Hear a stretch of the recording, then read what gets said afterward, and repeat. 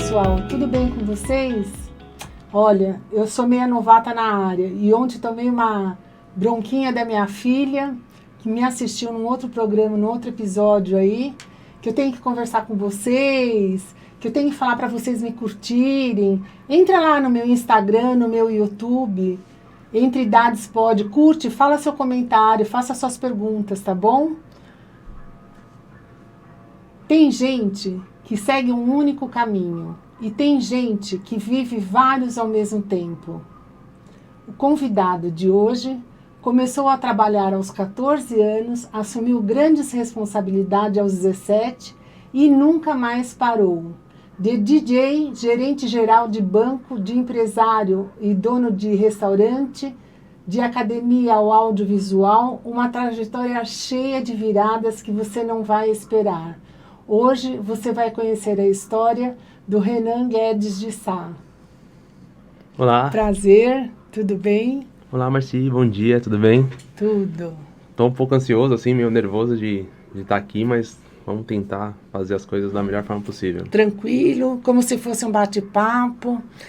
Antes de eu começar a conversar um bate-papo na tua história, eu queria te dar uma lembrancinha nossa. Ah, que legal, vem até personalizado. É. Show, muito bom. E vou te pedir depois para você, no final, fazer um videozinho pro Humberto, que é o nosso parceiro das xícaras. O maior prazer. Que é @pixel, com X, foto com PH, _oficial. Quem gostar também, quiser falar do Humberto, ele que é nosso parceiro aqui das xícaras. Vai lá, compra as coisas com ele, que é bem legal. Renan, seja muito bem-vindo a Entre Idades Pode. Me conta uma coisa, quando você olha para a sua história, qual foi o momento em que você deixou de ser adolescente e virou adulto na marra?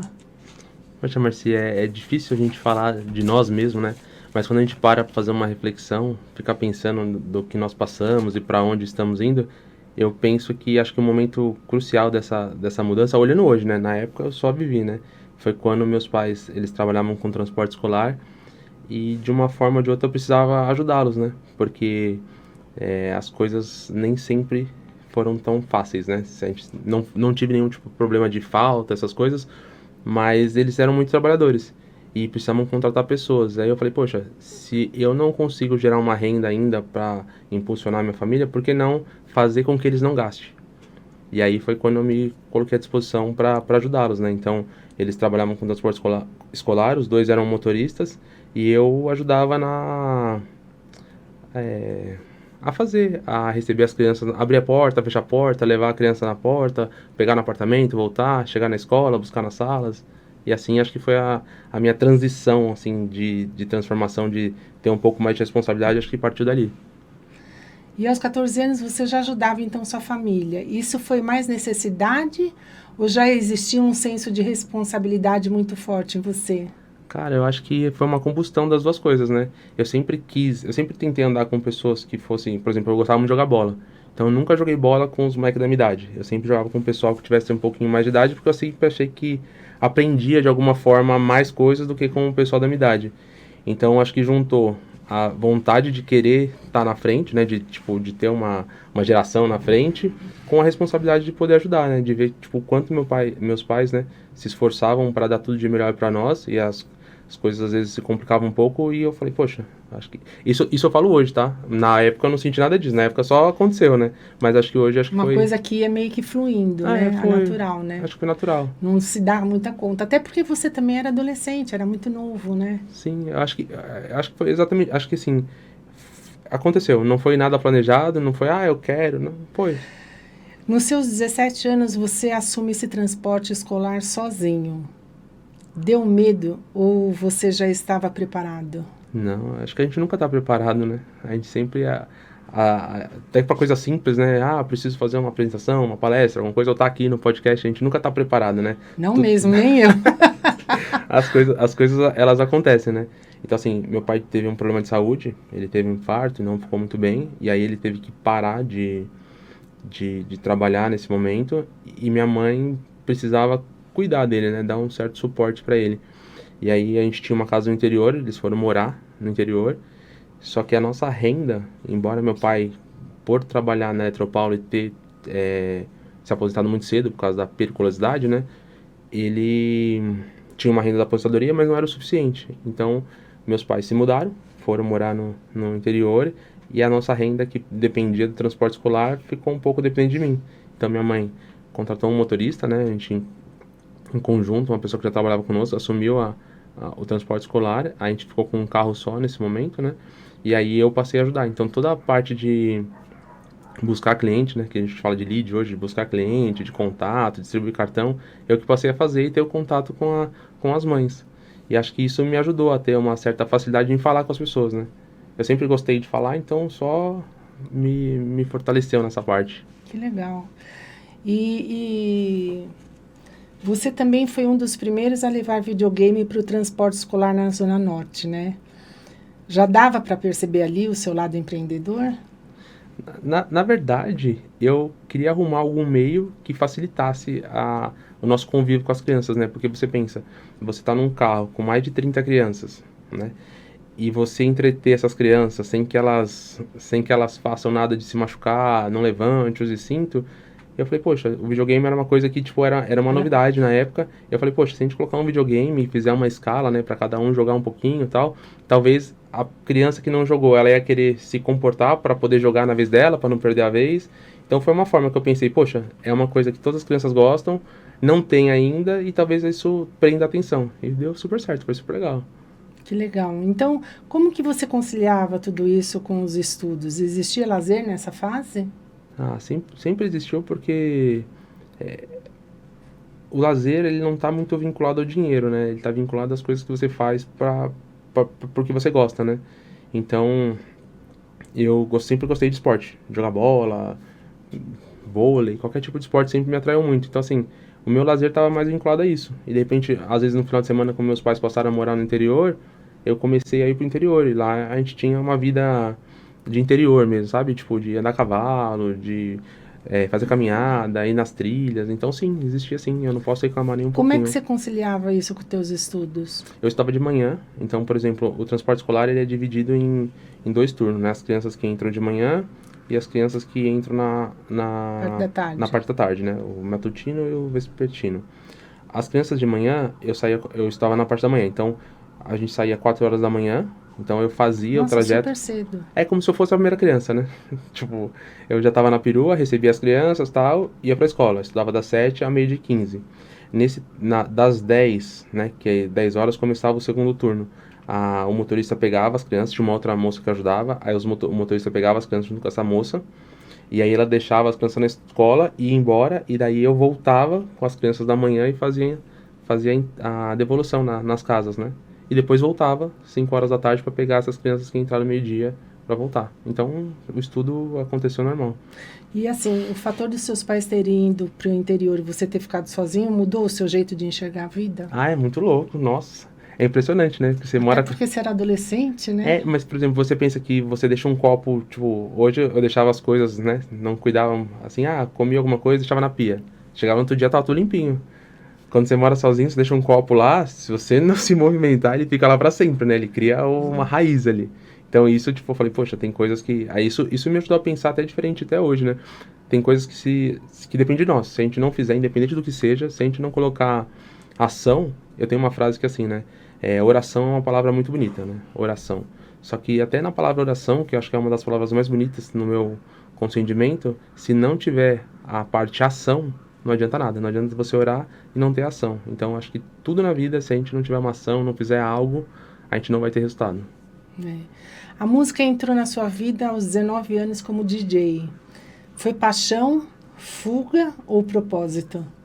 Paixão, fuga ou propósito? Acho que é a combinação também. Porque a minha irmã trabalhava... eu sempre gostei de música, sempre. Uma coisa que eu sempre ouvi muito música. Minha mãe conta uma história que eu tinha acho que 12 anos e ela tinha um rádio e eu sempre gostei de música. Eu picotei o rádio dela inteira pra ver como que funcionava dentro do rádio. Era uma vitrola, né? Não era nem um rádio, era uma vitrola. Eu picotei o rádio inteiro pra entender como funcionava dentro do rádio, pra ver como funcionava. E isso foi me ajudando. Minha mãe sempre me apoiou, né? O quanto ela pôde, né? Você quer um walkie-talkie na época, né? O pessoal nem sabe o que é isso, né? Quer um walkie-talkie? Tem, então eu sempre ouvi música. E minha irmã começou a trabalhar num buffet. E aí eu comecei arrumei um jeito, né, aos finais de semana de trabalhar com ela, de estar com ela. E aí eu vi a parte do som, o DJ que tocava na época, e eu comecei a me aproximar dele, né, para entender o que ele fazia, como fazia, e aí foi a combinação perfeita, assim, porque a música, além de ser muito bom, ela acabou me gerando uma rendinha, né, naquela época era uma renda extra, né. E era Porque, tudo de bom, né? Porque nossa, nessa época já ganhou seu próprio dinheiro. porque querendo ou não, o trabalho do transporte escolar me dava o básico que minha mãe proporcionava porque era a nossa renda. Mas assim, eu ter algo que eu pudesse fazer o que eu quisesse foi muito bom. Com 14 para 15 anos eu consegui, eu comecei eu aprendi, né, e comecei a tocar. O buffet me deu, o buffet não, né? O DJ do buffet, que era um terceirizado, me deu a oportunidade de fazer algumas festas, eu comecei a fazer, e aí daí pra frente foi só Ladeira abaixo. ladeira acima, eu acho, foi subida total. E você entra no Bradesco aos 20 20 anos, anos. passando por várias etapas. O que você fez querer esse caminho? Cara, eu acho Que que era bem diferente, né? o Bradesco, na verdade, eu vou falar sobre banco num contexto geral, né? Foi sempre uma coisa que meu pai sempre falou, né? Ele tinha um filho de um amigo dele que trabalhava no banco, e ele sempre falou, poxa, que legal, trabalhar no banco. Então, querendo ou não, Ele gostava. ele achava legal. E tanto assim, que tipo, acho que foi o maior orgulho da vida. Eu não tenho mais meu pai hoje, né? Mas acho que foi o maior orgulho dele, assim, foi tipo, eu ter entrado no banco e ter feito uma carreira, sabe? Eu tenho um momento muito, assim, icônico, assim, na minha cabeça, que quando eu assumi a primeira agência, né? Porque eu passei por todo... O Bradesco, ele... Todo mundo entra igual, né? Agora tá mudando um pouco, né? Mas todo mundo entra igual. E aí você começa num cargo inicial, que é de ajudante, no posso ajudar no caixa eletrônico, e você vai galgando sua carreira. E aí eu consegui...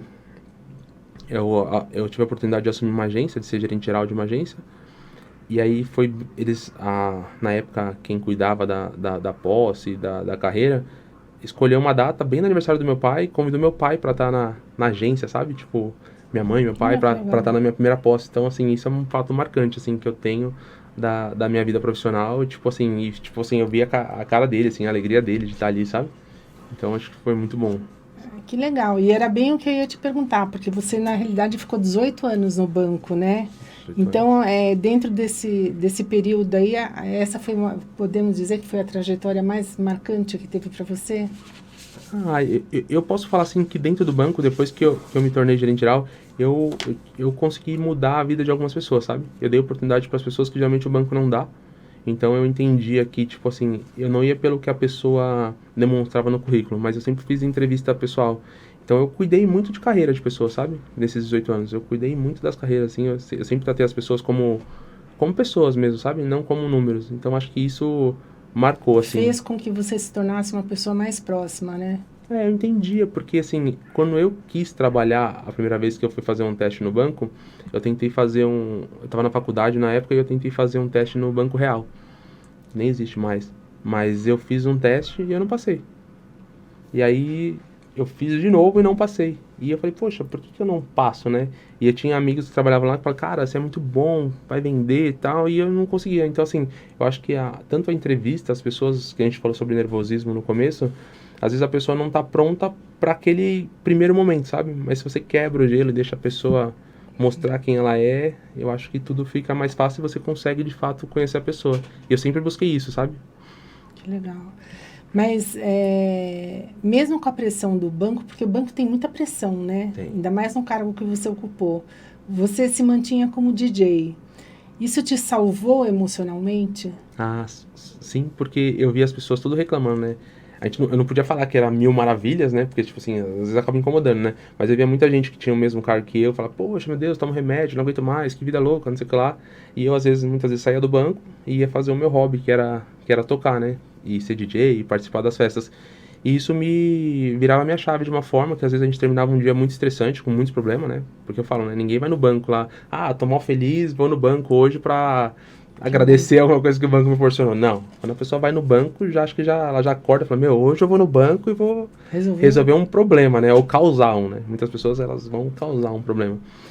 E tá nessa parte feliz da vida das pessoas, que é a festa, nossa, me destravava demais, cara. Eu saía às vezes num dia estressante, assim, começava um outro dia, parecia que virava a página, sabe? E depois acabava desligando 100% do banco. Eu todos os problemas que tinham, que eu teria que resolver no próximo dia, eu ficava bem tranquilo, porque eu sabia que eu tinha que cuidar de outra coisa naquele momento, e quando eu voltava, as coisas eram mais fáceis para resolver. Porque parece que a gente sai do problema, torna né? mais leve, né? Você sai do problema. Você acredita que isso te tornou um profissional diferente dentro do ambiente corporativo? Ah, com certeza. Com certeza. Isso me trouxe muita leveza de tratar com as pessoas, né? Eu sempre, desde que eu me tornei gerente geral, né? Eu sempre, dentro das agências, levei um ambiente muito diferente do que as pessoas costumavam vivenciar. Tanto que a maioria das pessoas que trabalhou comigo falou, poxa, é diferente. Eu posso falar que eu pensava muito assim, como eu... no começo eu pensava assim, como eu gostava como eu gostaria de ser tratado, né? Depois eu entendi que eu tinha que entender como as pessoas gostam de ser tratadas, porque cada pessoa, ela é única, né? Então, se você gosta de uma forma de ser tratado, eu gosto de outra, não adianta eu te tratar como eu quero que você me trate, eu tenho que entender o que você espera e te tratar dessa forma. Então, eu sempre busquei isso e eu fazia com que as pessoas que estavam comigo tivessem Esse direcionamento. Isso. O bar do Zé Panela foi uma virada de chave, né, Renan? Como surgiu essa oportunidade? O bar, assim, ó, o meu sogro, ele sempre trabalhou em bar. Ele sempre teve bar. Mas o bar dele era um conceito de bar no intuito da palavra mesmo. Era um bar. E aí ele teve um problema. Aí ele perdeu o bar dele. E uns anos depois apareceu uma oportunidade. O bar dele era tipo numa esquina. Apareceu uma oportunidade de um restaurante. Era próximo, mas assim, um outro conceito. E aí eu falei, aí minha esposa falou, meu pai tá um pouco triste e tal, o que você acha? Eu falei, vamos fazer. Vamos lá e vamos ver o que precisa e tal.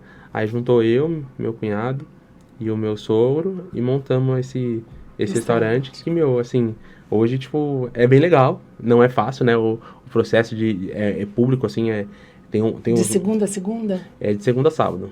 Inclusive, quem quiser ir, Zé Panela, Casa Verde, muito legal lá. O nosso carro-chefe lá é feijoada. Passa o endereço aí pro pessoal. É Rua Bernardino Fanganiello, 166, Casa Verde. Aí, Feijoada vamos lá visitar o bar do Zé Panela, hein? Vai ser muito legal. Quem gosta de feijoada lá, é referência, por favor. E a tentativa com a banda? O que deu errado e o que deu certo como aprendizado? Olha, o que deu certo, não sei te responder, mas o que deu errado, acho que foi muito... Hoje, olhando assim, eu acho que foi muito eu agir, né? Que nem eu falei que eu pedia pra... Hoje eu entendo que a gente tem que tratar as pessoas como elas querem ser tratadas, e eu não tratava. Eu falava, se eu tivesse essa oportunidade, eu faria isso, né? Então eu agi muito emocionalmente, assim, tipo, se eu tivesse essa oportunidade, faria isso. E eu cobrava isso dos meninos, né? Que eram garotos, né? Então... Eu tenho amizade ainda com eles, falo com eles tudo, mas assim, cada um tá no seu propósito hoje, muitos acho que nem tão mais vivendo da música. Tem o canal deles ainda, é muito legal, assim, é muito bonito lá, tipo, a forma que eles cantavam, que eles se juntavam, mas acho que a conexão nossa, tipo, pra trabalho não rolou, sabe? Tipo, não deu certo. Mas não deixou de ser um aprendizado, né? Não deixou de ser um aprendizado. Aprendi muito, assim, eu descobri que, assim, tem guerras que mesmo que você entre por amor, elas não vão ser vencidas se você não tiver razão.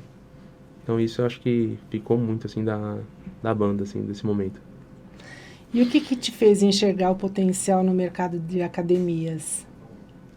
Eu sempre falei que eu queria fazer algo que cuidasse da mente e do corpo. E aí um amigo meu, que a gente estudou junto, estudamos junto na época de escola, conversando assim, eu falei pra ele, né? Fala, cara, eu tô pensando em abrir uma academia. Aí ele falou assim, você tá brincando? Eu falei, não. Ele falou, porque eu já tô com esse projeto, tô vendo aqui e tal. Só que quando eu fui falar sobre academia, eu queria abrir uma academia normal, uma academia de bairro, pra ter o meu conceito, as minhas coisas. E aí ele me trouxe sobre franquia. E aí a gente começou a pesquisar, e aí entendi que talvez com a franquia a gente tivesse uma força e uma expertise que, por não sermos do ramo, seria um caminho mais fácil de entrar, né? E aí nós seguimos, estamos firme e forte. Então a gente tá montando 2 unidades, né? A gente começou, mas a gente tá começando um pouco mais forte, né? A gente tá montando uma unidade da academia em Jundiaí, que vai ser uma unidade premium, que vai ter coisas bem diferentes que as academias geralmente não têm. Então desde recuperação com banheira de gelo, vai ter um lounge, um barzinho dentro da academia. e a academia da Zona Leste já é um pouco mais tradicional. Então a gente está indo para os dois caminhos para ver o que atende melhor o público, né? E aí daqui para frente a gente pensa em muito mais coisas, né? Mas primeiro a gente precisa fazer com que elas andem, né? Uma inauguração está prevista agora da Zona Leste para o dia 15 de julho e a outra inauguração, que é uma academia um pouco maior, para setembro.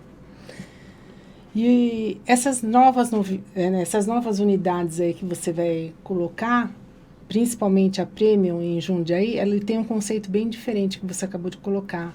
O que você quer entregar de experiência?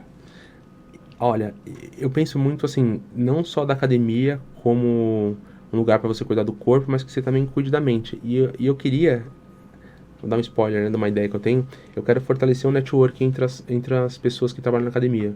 Então, assim, de repente a gente criar um ecossistema, algo que as pessoas se conectem, né? Porque às vezes a gente tem uma pessoa que precisa de um serviço de uma outra pessoa, tá treinando do lado e nem sabe que a pessoa faz aquele serviço, então não tem como prestar. Então eu quero de alguma forma unificar, sabe, as forças dentro da academia e do espaço para que as pessoas se autoajudem. Que legal. E hoje, com tudo isso acontecendo, Renan, consultoria financeira, academia, audiovisual, o que ainda te move e o que você ainda quer conquistar? Cara, acho que o que me move não é o porquê eu faço, né, mas por quem eu faço, cara. E é minha família, meu filho, minha esposa, minha mãe, minhas irmãs. Acho que isso é o que me faz, tipo assim, cada vez querer entrar numa loucura nova, numa atividade nova, porque assim, eu sou meio aventureiro, né? Tanto que, só que assim, eu tenho muita sorte, assim, acho que um propósito muito bom, que isso me fortalece. Então, assim, eu acredito que se eu acertar, eu vou acabar elevando o nível, sabe, de coisas boas que eu posso proporcionar para essas pessoas que hoje me movem, me fazem fazer tudo que eu faço. Você é bem eclético, né? Achei legal. Você é uma pessoa dinâmica, que tem muita ação, faz muito as coisas assim diferenciadas, mas estão sempre agregando, somando na sua vida, né? Foi muito bom conversar com você, Renan. Eu que agradeço. Nossa, muito bem bom. Legal. Não esperava, assim, de fato eu posso falar que eu me senti na sala, conversando com uma pessoa que me deixou muito à vontade. Obrigado, viu? Que Muito bacana. bom, muito bom. Isso é legal.